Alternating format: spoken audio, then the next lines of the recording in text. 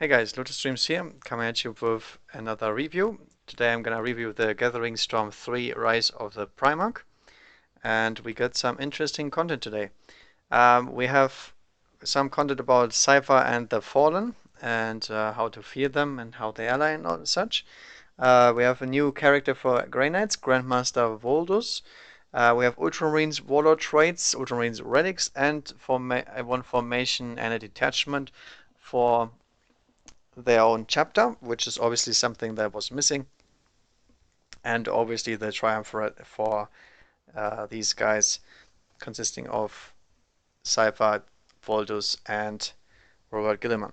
If you want to know about the Primarch stats and so on, you want to check out the other video I made. I separated them into two different ones just because of the length of the content and the importance. All right, I'll link that later in the video or in the description below if you can't see it when you're on mobile. All right, let's get started.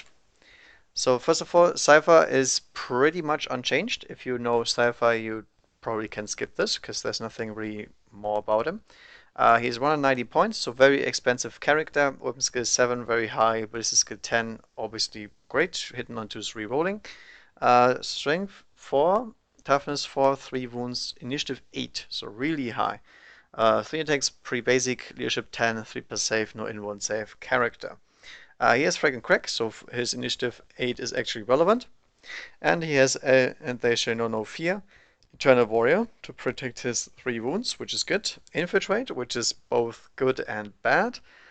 Shrouded, which is awesome because it's also conferred to his unit, so +2 to cover saves for everybody. Nice. Fleet, if he's alone, good, if not useless. Independent character, so he can join squads and hit and run, which is obviously great. Um, Now talking a bit more about this, he needs that Eternal Warrior for sure, because otherwise he would gonna be taken out by last cannon, because he doesn't have any inbound saves.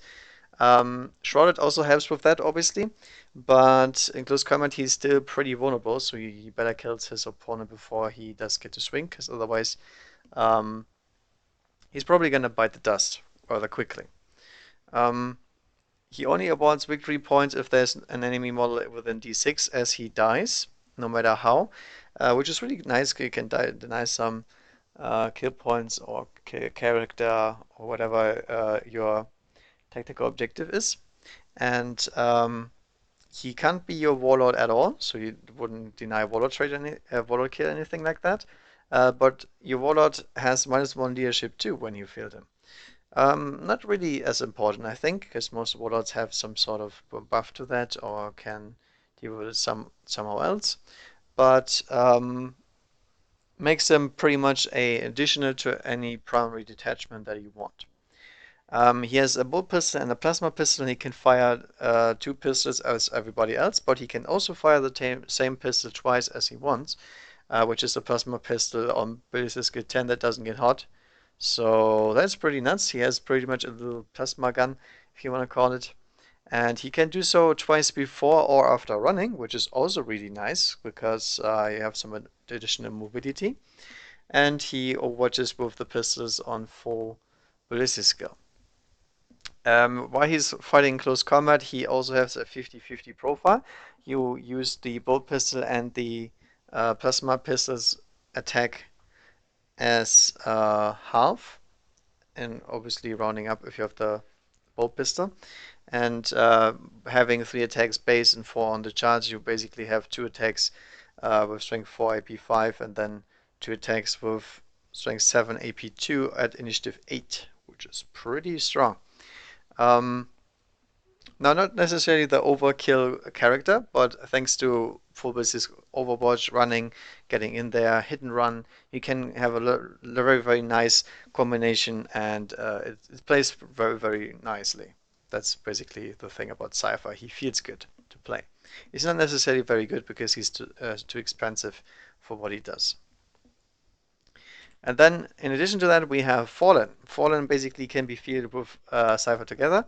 They are 100 points, so very expensive. Basically, especially red stat line with leadership 10 or chosen, how you want to call them. And they are battle brothers with armies of the Imperium and Chaos Space Marines now, which is really cool. So you can put them in transports and do all the shenanigans that you can do with your normal guys. And the same applies for the Chaos Space Marines, obviously. There's one thing putting away from this. Obviously, they can't be filled with Dark Angels, which makes sense because they are literally corrupted Dark Angels. And they have like a bunch of rules if they are in the game or Cypher's in the game and Dark Angels want to hunt him. Well, I'm not going to cover that because it happens very, very, very rarely.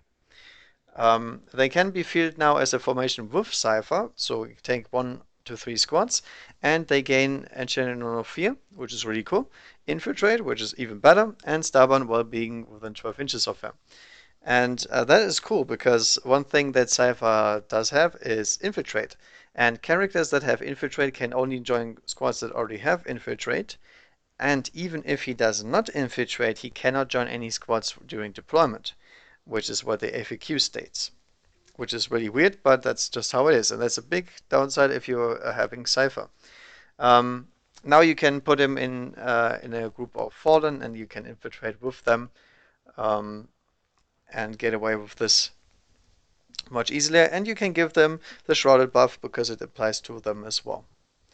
Other than that, there's not much to say about them. I think they are a little bit overcosted because they get very expensive with their special weapons and so on, and they're more of a one-hit wonder than anything else.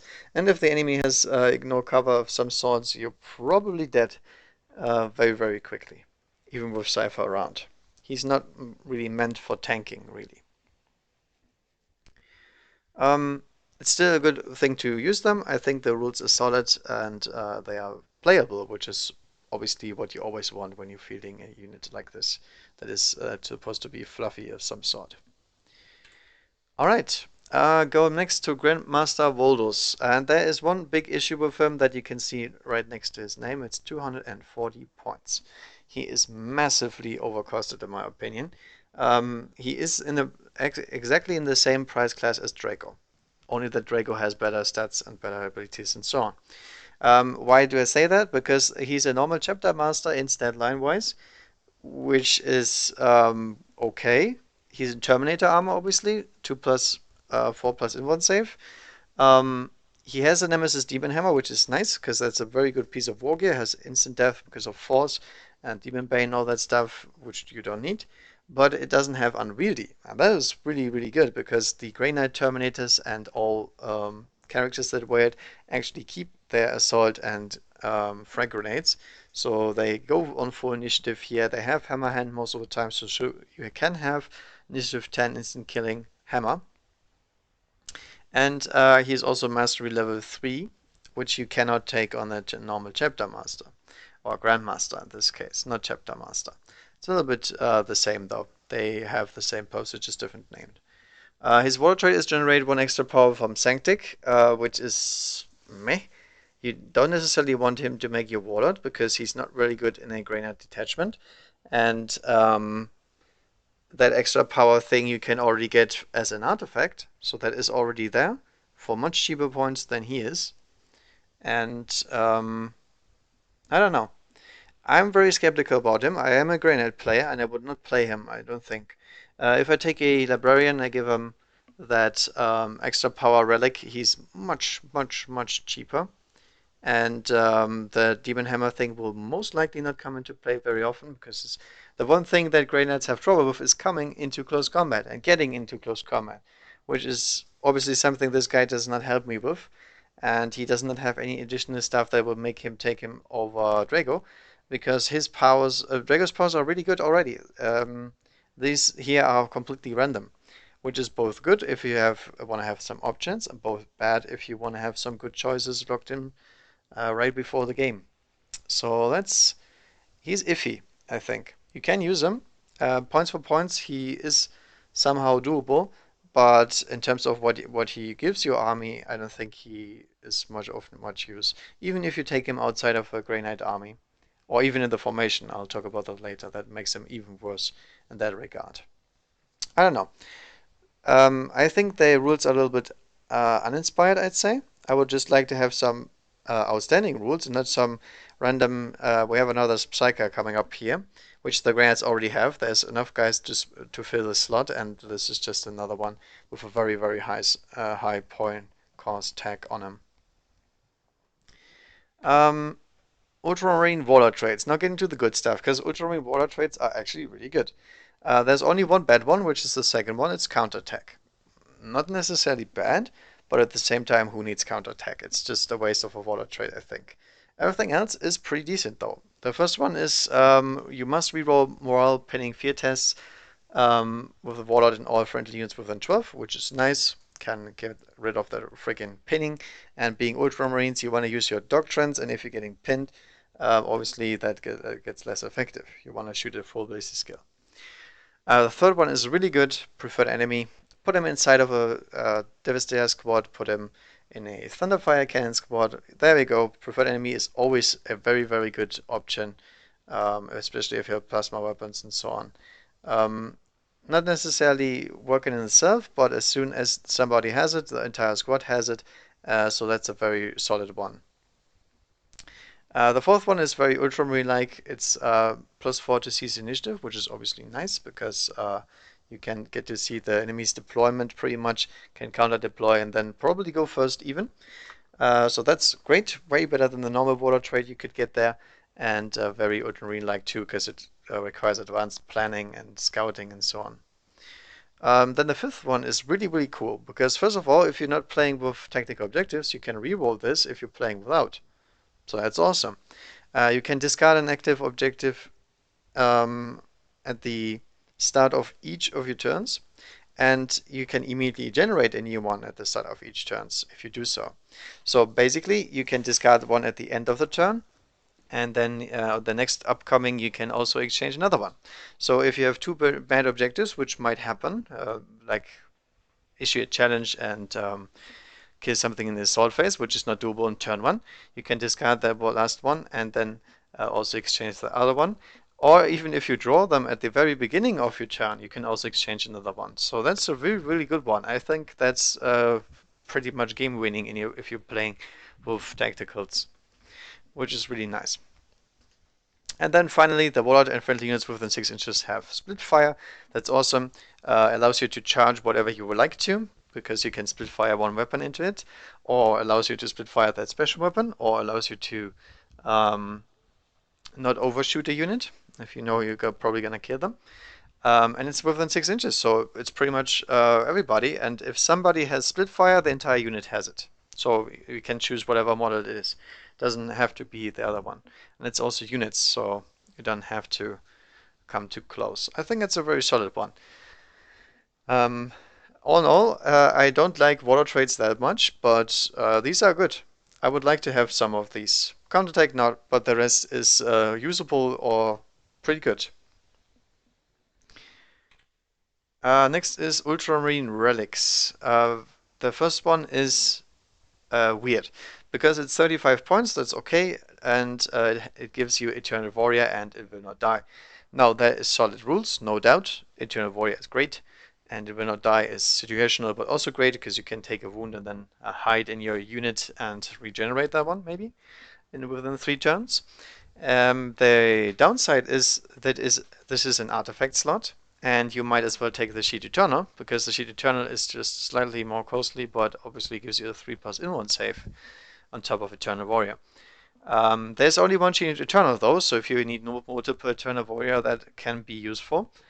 But there's not that much that benefits much from this other than Chapter Masters or something like that.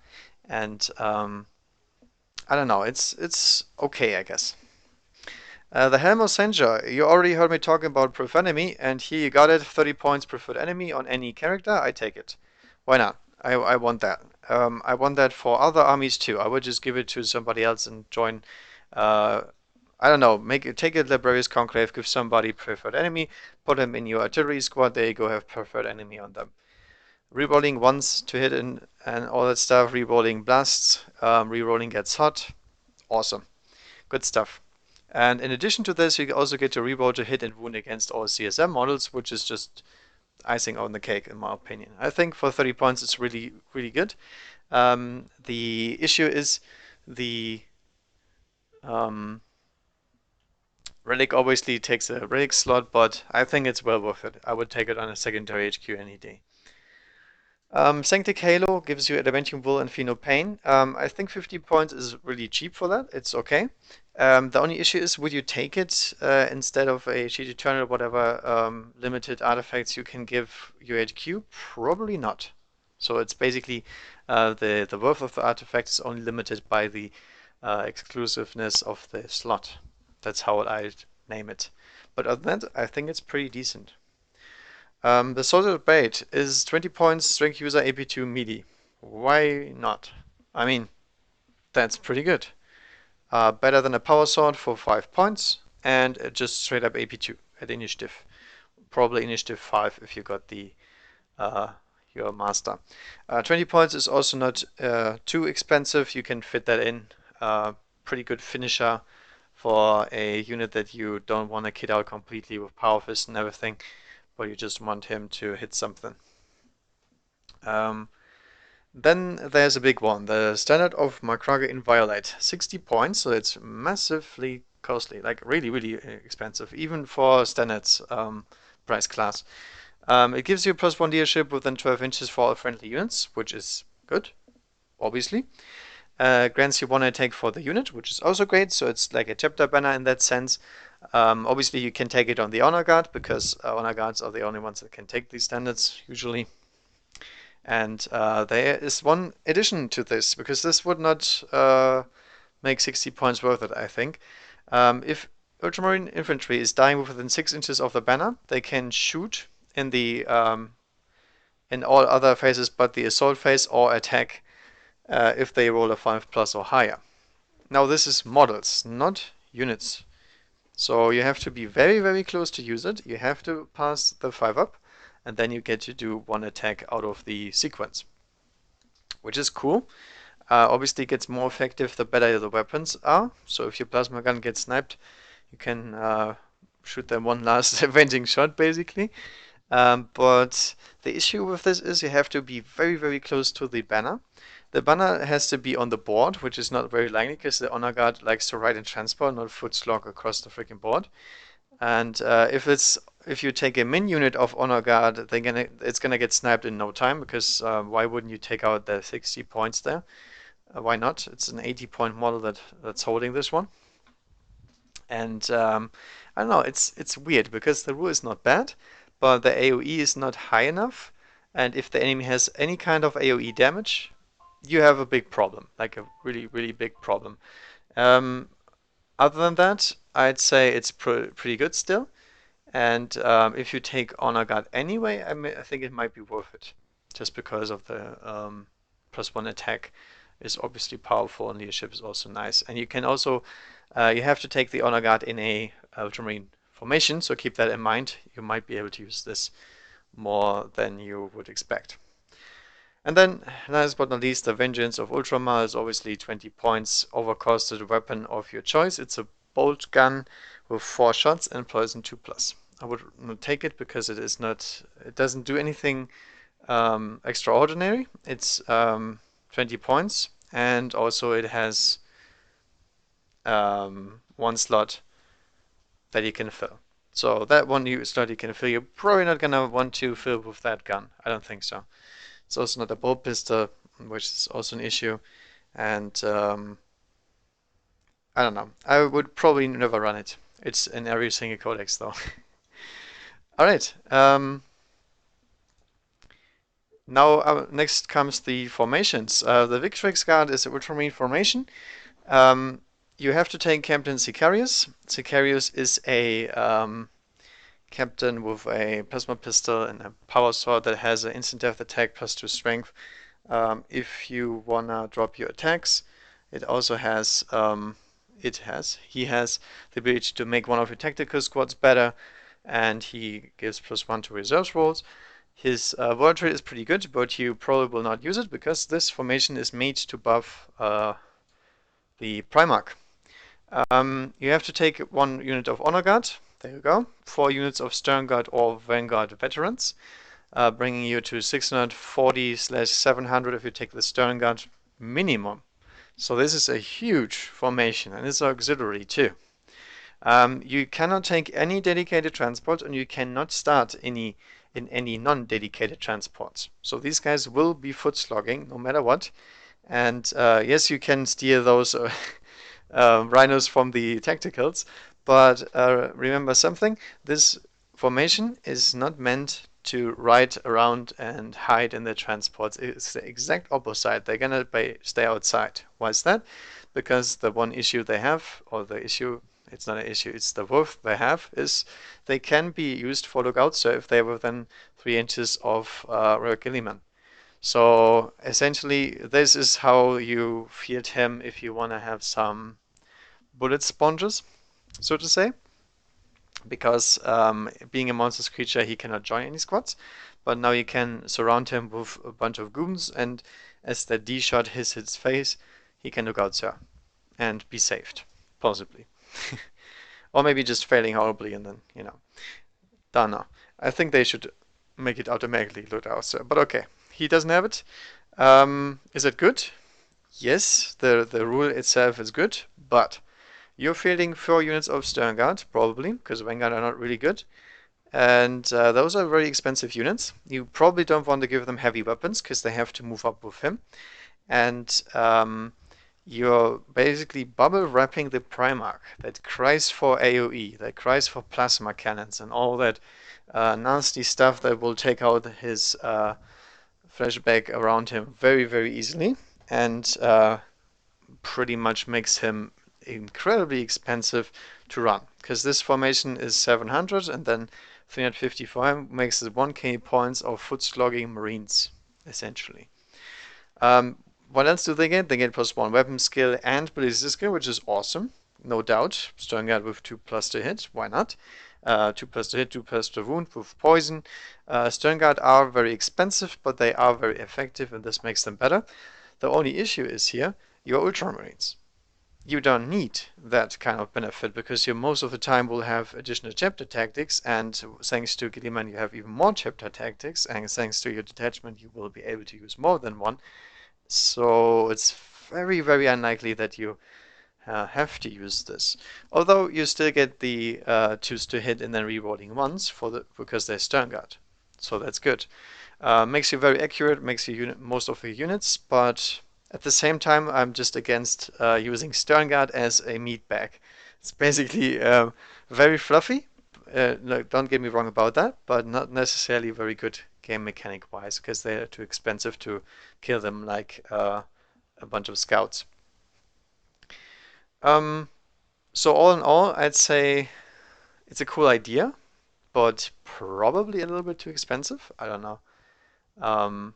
The inability to take transports, I think, is a good decision by the Games Workshop because it takes away from this freaking drop pod spam, must use drop pods everywhere.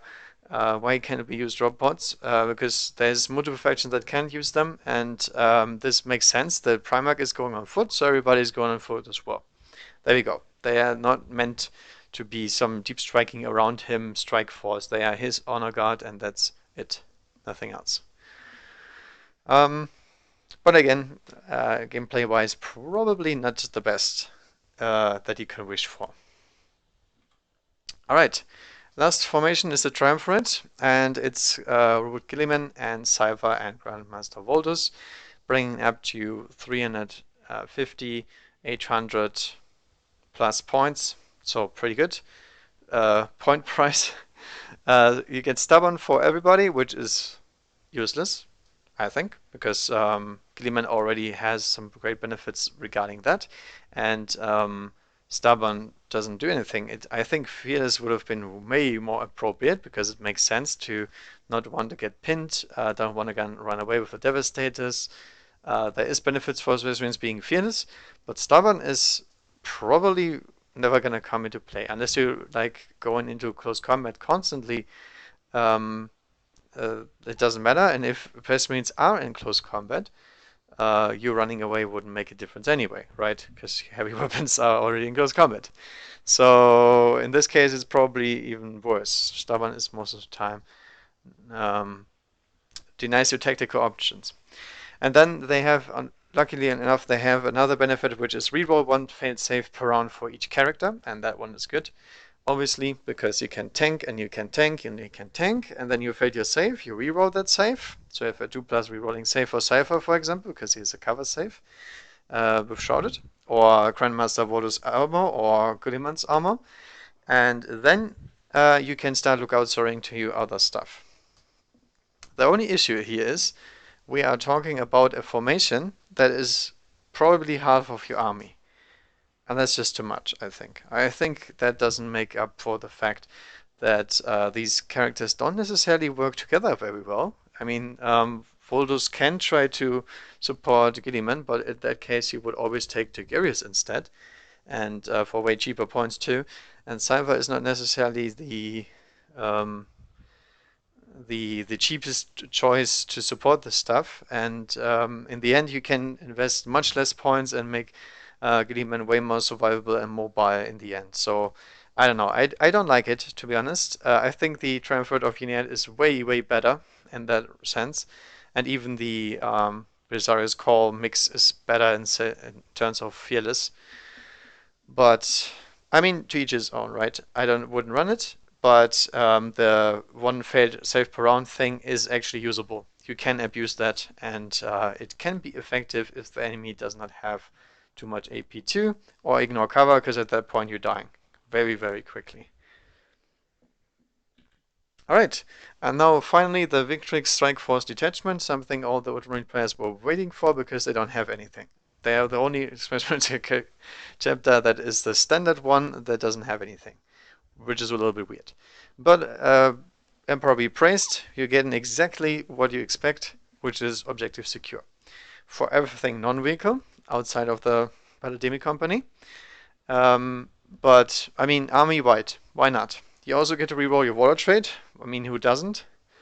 And then there is one really cool thing about this, because you get another 3 combat doctrines, which is useless if you think about it, because you already have 3 by default, then another 3, then maybe another 3 from Gilliman, and you have way too much doctrines for way too few turns.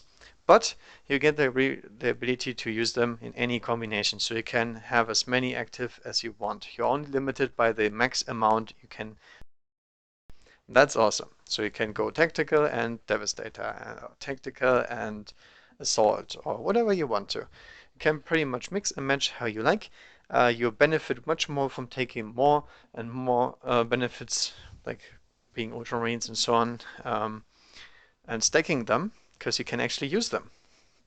And I like that. That's really good. That is something that makes sense. That's good for Ultramarines, and that increases their power level without implementing reanimation protocols or something like that. You have to take a core, as always, and cores are Battle Company and the Strike Force Ultra, which is meh. I think the Battle Company is way better. It's the only source of Marines anyway, because the one thing that I don't like about this detachment is the auxiliaries. The old auxiliaries are the absolute classics, like the very first formations. Nothing fancy, like nothing from the new books. No hunting force or shadow strike kill team or anything close even to something interesting. So you still have your stalkers, you have your whirlwinds, you have your land raiders, you know, the very basic stuff. You have also the Victrix Guard, obviously, because that's your special one. And other than that, nothing. Commands are great though, because you can take Robert Gilliman and Magnus Karga as your command if you want to. So you can implement your independent characters, no problem. Captain Sicarius obviously in the formation. You can also take a Laborious Conclave, which is good, and the Chaplain one too, the Reclusium Command Squad.